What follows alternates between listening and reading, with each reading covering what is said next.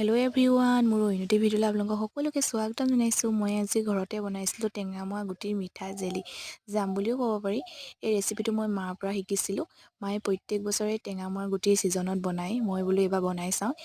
এই জামবিধ বছৰটোৰ কাৰণেও সংগ্ৰহ কৰি ৰাখিব পাৰিব। মই ইয়াত বাকলিখিনি গুচাই লৈছোঁ, বাকলিখিনি লৈছোঁ, গুটিটো লোৱা নাই, কিন্তু পোক পৰুৱা থাকে বুলি ভয় লাগে, গুটিটোও ল'ব পাৰি।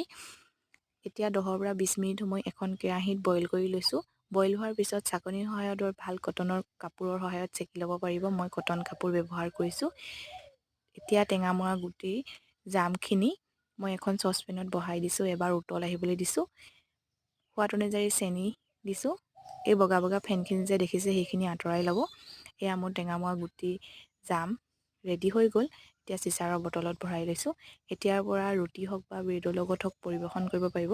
ভিডিঅ'টো ভাল পালে লাইক, শ্বেয়াৰ, ছাবস্ক্ৰাইব কৰিব মোৰ চেনেলটো। আজিলৈ আহিছোঁ, বাই।